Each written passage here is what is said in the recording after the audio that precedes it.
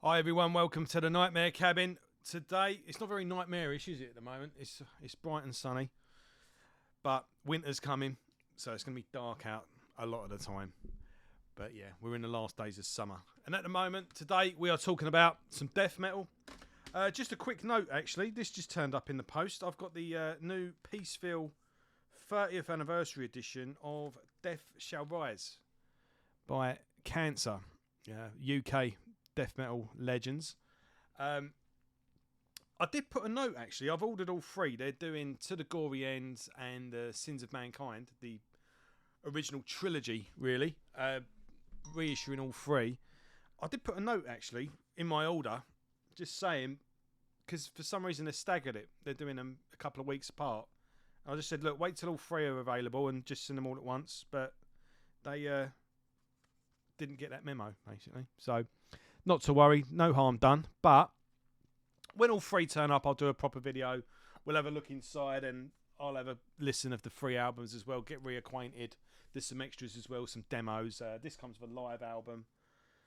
And yeah, I'll do a proper deep dive on all three when all three turn up. But main reason we're talking today is this absolute gem that's come out this year in the last couple of weeks, and this is Alchemy of Flesh. With Ageless Abominations. Let's get the book out so you can see that properly. Real exciting new project. This artwork, just while I remember it, is by Mike Browning of Nocturnus. Nocturnus AD, formerly Acheron, formerly Morbid Angel, you know, that legend. He, if you look at his Facebook page, actually, he's always putting up, he seems to get on his computer quite often, and he does these really cool artwork landscapes, and he'll do either like some concept of something that he's working on, which is all in the universe of the Nocturnus, the storyline on those two albums. He's always coming up with really good stuff. It'd be great if he managed to get the budget to do like a full video of some songs or some sort of film to sort of complement the albums, something like that. But yeah, this is a solo project from a guy called Tim Rowlands. Let's get this booklet out again. This is the guy here. He's played everything. He's wrote and played everything on this album. All the music, all the lyrics, the guitars, bass, and drums. And yeah, what an absolute talent this guy is. Where the hell did this guy come from? I'm sure he's been around the block a few times in previous bands. I'm guessing he did this during the lockdown that was put upon all of us. Because, yeah, it was recorded last year, so he obviously used his time constructively. This is a fantastic piece of work and a fantastic debut. This guy's a real talent. I think, exciting things lay ahead for this man. But, where do we start? Very, it's death metal, very Florida flavoured. Think Morbid Angel, think Monstrosity. I'm seeing a lot of Hate Eternal comparisons. They're not quite as chaotic as Hate Eternal. This is quite constrained, like quite measured, quite bit more paced than Hate Eternal. Hate Eternal, the gates of hell just blow open and then everything breaks loose. This is has a bit more groove, a bit more. Let's get into the songs and we'll talk about it then. Opening up with Pain Primordial, nice crushing mid-tempo.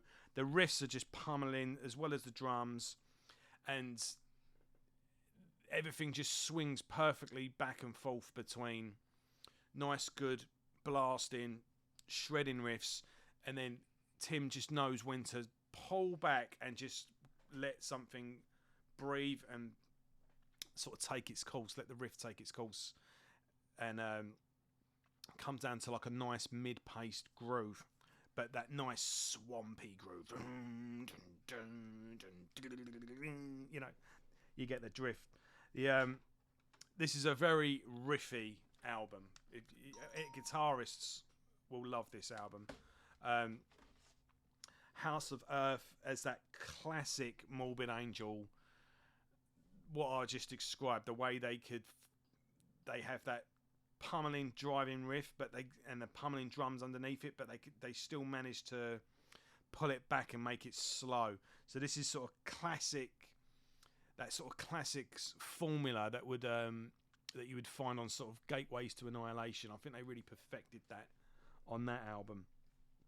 Yeah, is it not? What's the song called?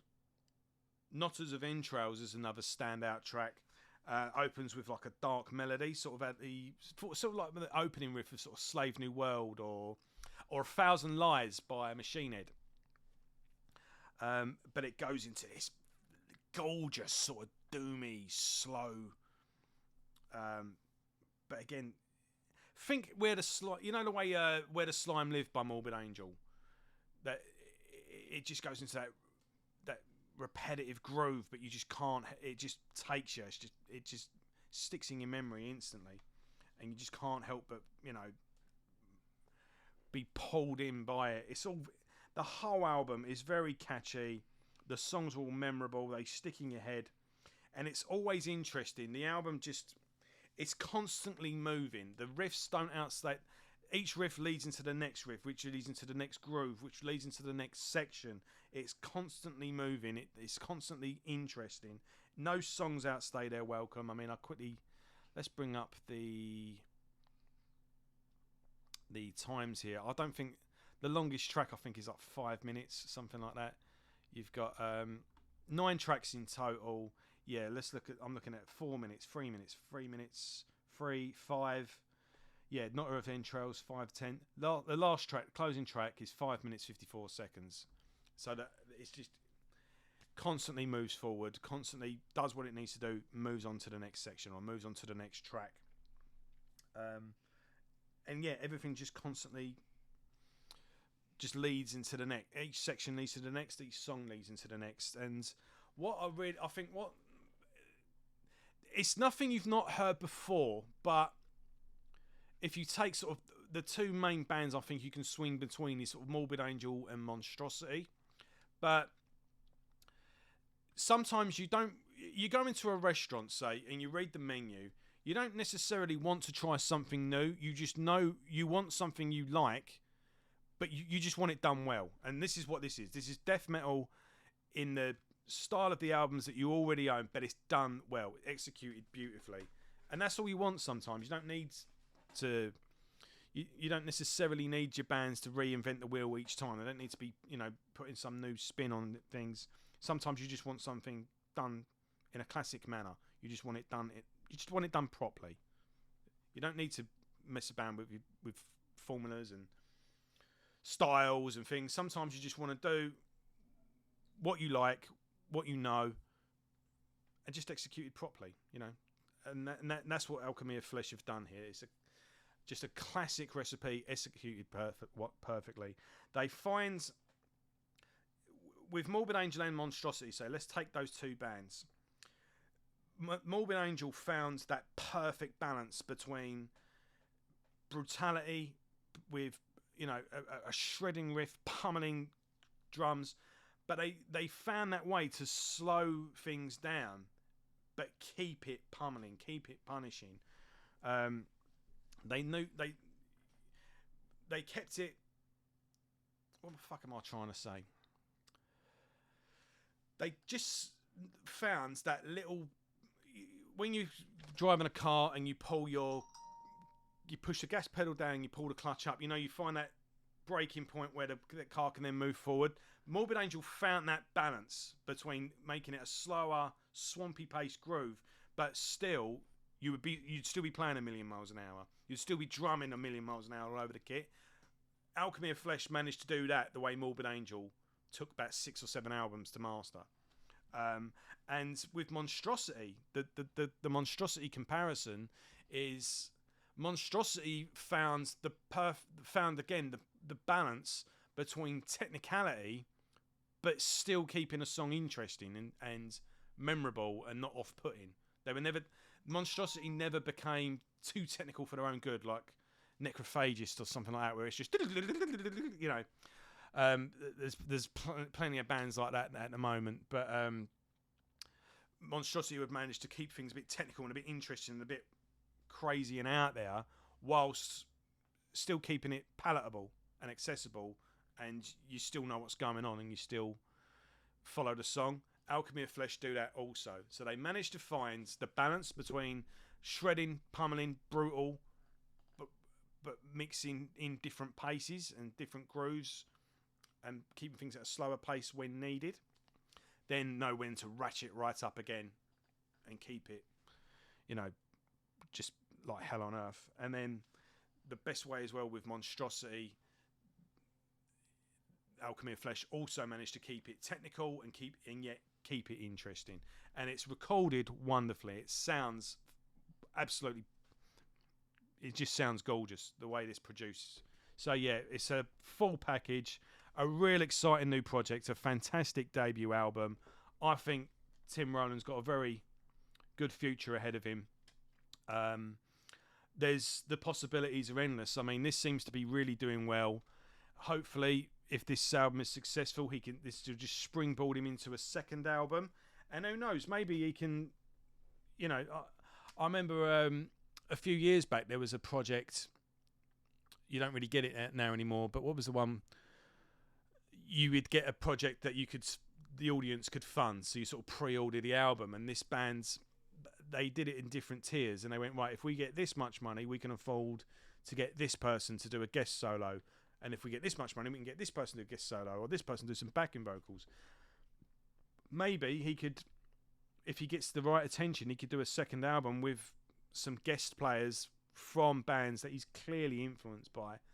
That would be cool. Maybe he could hire someone who's pretty known to do all the drums as a guest session, something like that. Hopefully, with if things return to sanity, he can. I'd be really happy to see this form into a fully fledged band and do some gigs and maybe record with a fully fledged band. I mean, it's a solo project at the moment, but it doesn't necessarily have to stay one. Or we could go completely the other way and just some bigger band in a higher league of death metal will just hire him, because any of the top bands in any of the top sort of Premier League of death metal will snap this guy up, and he can clearly write and contribute some great music to a future album. So yeah, I think the future's very exciting for Tim Rowland, and very exciting for Alchemy of Flesh, whatever it evolves into. But yeah, this is a surefire contender for the top 10 albums for me. When I do my top 10 of the year in a couple of months, I'll be very surprised if this isn't on it.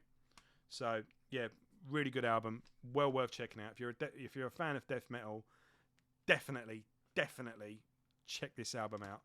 And this has got a glare on it, so I'll take the book out again. But yeah, Alchemy of Flesh, Ageless, Abominations, well worth your time. Go check it out.